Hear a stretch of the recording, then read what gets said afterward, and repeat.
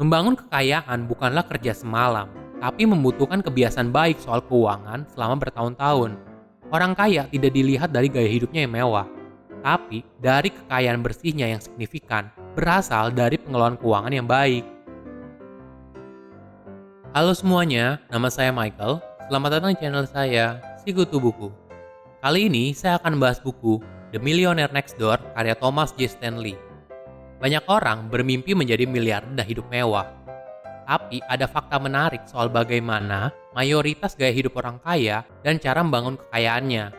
Nah, ini semua berdasarkan riset yang dilakukan selama 20 tahun. Di buku ini, Stanley membahas kalau menjadi miliarder sebenarnya bukan rocket science. Yang penting adalah perencanaan keuangan yang baik, hidup secukupnya, dan hindari kesalahan-kesalahan yang bikin kamu susah di kemudian hari. Stanley mendefinisikan orang kaya bukan dari gaya hidupnya, tapi orang dengan kekayaan bersih setidaknya $1 juta di tahun 1990-an. Menariknya, cara mereka membangun kekayaan bukan dalam waktu semalam seperti yang kita bayangkan, tapi butuh waktu panjang selama bertahun-tahun. Saya merangkumnya menjadi 3 poin penting dari buku ini. Yang pertama, hidup secukupnya. Orang yang memiliki pendapatan besar belum tentu kaya. Kebanyakan dari mereka gagal dalam mengakumulasikan kekayaan yang mereka miliki. Mereka hidup dengan gaya hidup yang mewah dan langsung menghabiskan sebagian besar uang mereka. Padahal dalam mengakumulasikan kekayaan ada 2 strategi, memperbesar pendapatan dan mengurangi pengeluaran.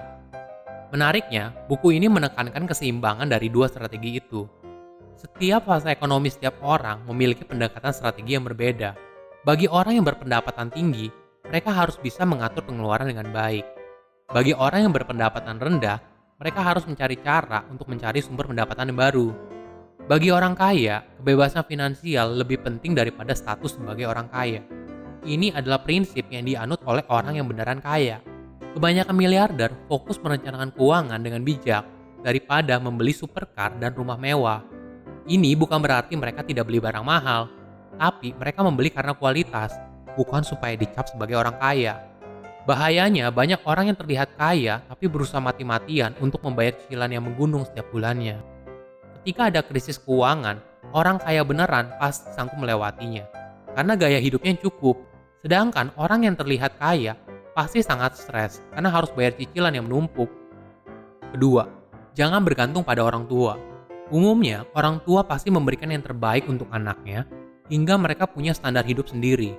Namun, ketika anak itu beranjak dewasa dan mulai bekerja atau berusaha, mereka terperangkap dengan gaya hidupnya yang tinggi. Hasilnya, banyak dari mereka kesulitan menabung, karena pendapatan yang mereka hasilkan tidak cukup untuk memenuhi gaya hidup mereka. Tentu saja, ini bisa jadi bumerang buat anak itu sendiri ketika mereka kesulitan untuk menurunkan gaya hidupnya, karena itu sudah terbentuk sejak kecil. Melihat kondisi seperti ini, orang tuanya pasti nggak tega. Walaupun anaknya sudah bekerja atau berusaha, tapi orang tuanya masih menyokong hidup mereka. Jika tidak dipaksa untuk mandiri, anak mereka tidak akan memiliki pola pikir yang sama seperti orang tuanya dulu ketika membangun kekayaan.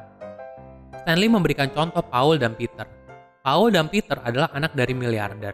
Ketika dewasa, Paul memutuskan untuk jadi pengusaha, tinggal jauh dari orang tua, dan menolak dukungan finansial. Sedangkan Peter balik lagi ke rumah orang tuanya setelah lulus kuliah, karena dia nggak mau kerja kantoran. Hasilnya, semua kebutuhan Peter disokong oleh orang tuanya. Setelah kematian orang tuanya, tidak aneh kalau Peter sangat bergantung pada harta warisan orang tuanya, sedangkan Paul tidak. 3. Investasi di bidang yang kamu tahu.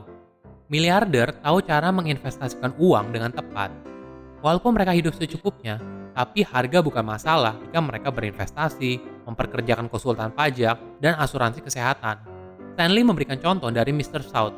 Dia tidak membeli mobil mewah karena dia tidak tinggal di lingkungan super kaya. Membeli mobil mewah hanya akan menarik perhatian orang sekitarnya, dan itu bukan hal yang baik. Melainkan, dia rela membayar mahal untuk perawatan gigi cucunya, karena itu adalah hal yang penting. Bukan cuma soal kehidupan personal, miliarder juga investasi di bisnis yang mereka tahu. Setiap orang pasti punya minimal satu area yang sangat dikuasai. Jadi, gunakan pengetahuan ini untuk menghasilkan uang lagi. Saya jadi ingat waktu saya pertama kali belajar soal teknik fundamental saham. Ketika saya ikut pelatihannya, saya selalu ditekankan untuk pahami industrinya. Pahami cara bagaimana industri tersebut menghasilkan uang, apa saja pengeluaran terbesarnya, apa saja resiko bisnisnya, Intinya adalah, sebelum berinvestasi dengan uang, kita harus investasikan dulu ke diri kita untuk menambah pengetahuan. Membangun kekayaan bukanlah kerja semalam, tapi membutuhkan kebiasaan baik soal keuangan selama bertahun-tahun. Orang kaya tidak dilihat dari gaya hidupnya yang mewah, tapi dari kekayaan bersihnya yang signifikan, berasal dari pengelolaan keuangan yang baik. Silahkan komen di kolom komentar pelajaran apa yang kalian dapat ketika baca buku ini. Selain itu, komen juga mau buku apa lagi yang saya review di video berikutnya. Saya undur diri, jangan lupa subscribe channel YouTube Sikutu Buku untuk versi animasinya. Bye-bye.